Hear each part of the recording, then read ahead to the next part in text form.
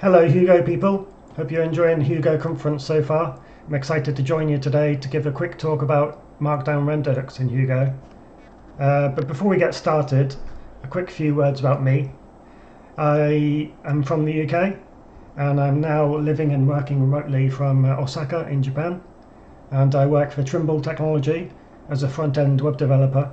The company is headquartered in the US, but we have offices all around the world. Outside of my full-time job, I love open software and contribute to many projects. I'm a maintainer on HTML5 boilerplate. I'm a maintainer on HTML hint. In fact, we publish a Visual Studio Code extension, which is really cool and useful for working with Hugo because it links your HTML templates in real time as you work on them. So check that out.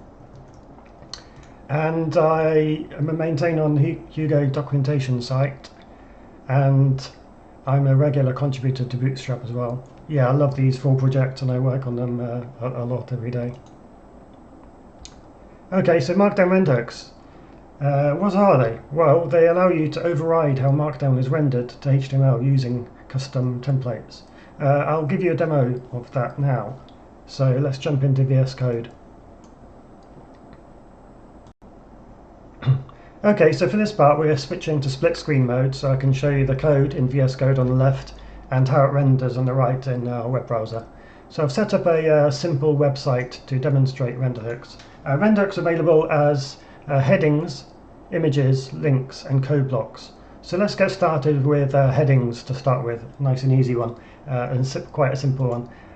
By default, Markdown is rendered to HTML using the Goldmark renderer, and it works pretty much as expected. One useful thing it does is it adds IDs to each heading, and that's useful because if we inspect the code here, let's bring this over a bit, you can have the direct links to the sections, which is useful if you're inspecting the code and you can see what the IDs are, but a normal user wouldn't be able to see that. So what we can do with render hooks, we have a render hook here pre-created, but it's currently disabled. I've added the underscore at the beginning, as you can see here. So yeah, headings, let's remove that leading underscore so it's enabled. And you can see now it's got this hashbang at the end of the link. So a user can click on that and they get the URL in the top there. So they can quickly copy and paste that and share it with a colleague or whatever. Yeah, it works on all of these now. You could style these with CSS to have it perhaps invisible to begin with, and it becomes visible when you hover over. So lots of options you can do with that. Okay, then next up, let's take a look at images.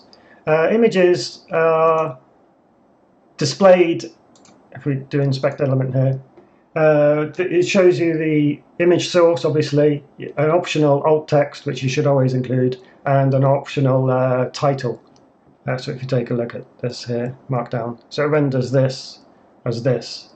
So that's pretty good, but there's lots of things not included. It's good to include the height and width of the image because it will render faster. And perhaps you'll want to include additional properties as well. Say, for example, you had lots of images on a page. Well, if you had like 100 cats, then if all of these images are different and load them from a server, it would take quite a while to render. So it'd be good to lazy load them. So what we can do with render hooks, if we take a look at the code here of pre-prepared, it's disabled at the moment with the underscore again. So let's quickly talk through this. This beginning part here checks that it's using a Hugo version which is compatible with render hooks. And then we have the image source, the alt text, and then these 2 useful attributes here, decoding async and loading lazy, means they're decoded off the main thread, which can improve performance, and they're laser loaded too. Then the with title only shows the title if it's included one in the Markdown text. And in this useful part here, it gets the image's height and width by reading the image properties from the static directory. So I've got the kitten image here. So let's go ahead and enable this again by removing the leading underscore, and the image is going to update now. And now you can see it has the async decoding, lazy loading, and because this is loaded from an external server, it doesn't have the height and width. But if we go back to the image locally hosted one, you can see it now adds the height and width. So this is a really useful render, and I recommend everyone to use something along these lines. Okay, then next up, links. Let's take a look at those. So in Markdown, if you have a link to an internal site or an external site, they're rendered the same way, which isn't probably always going to be the best way for it to work on your site. Users often expect external sites to have some sort of icon next to them. With render hooks, you can do this. So let's take a look at our example here. If the link URL begins with HTTP, then it can add a target underscore blank to it, and then after the link text, it can display this SVG here we have of an external link icon.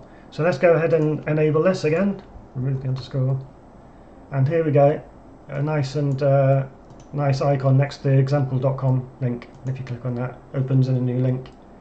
But then if you click on the internal link, it doesn't open in a new window. So this is a useful shortcode, render hook to use. Okay then, so finally let's take a look at code blocks. Code block render hooks are the newest addition to Hugo. Here we have one. So this example code block here, let's enable it by removing the leading underscore. As you can see, this is just a render dash code block, so this will apply to all code fenced code blocks on your site. But you can also specify a per language render hook by adding the language afterwards, as here's one for Python, for example. So in this example here, the first thing it does is check that you have a compatible version of Hugo, which is useful to do.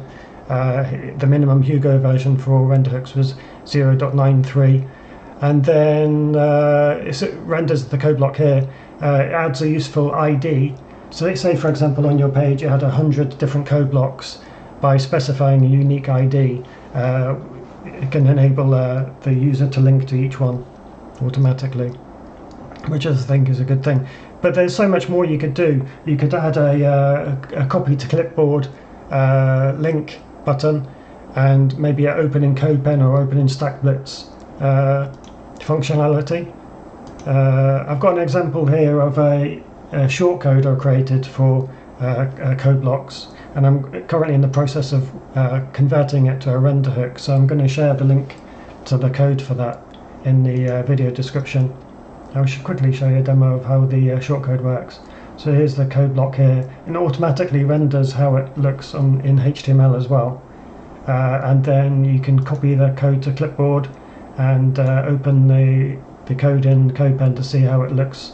And you can update the text on here, and update the preview in real time. So I think this is a cool functionality to add as a render hook too. So that's render hooks. Yeah, we've covered all of the main ones: headings, images, links, code blocks.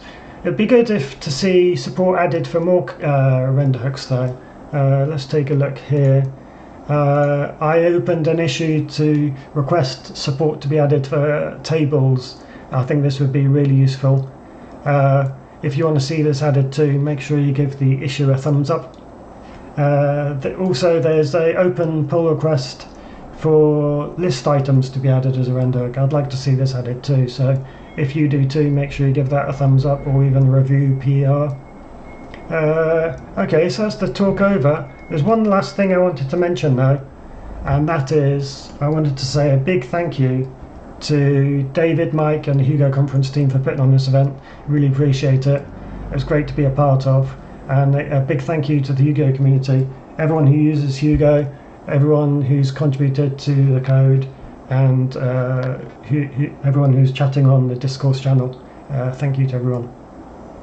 Okay, peace. Bye.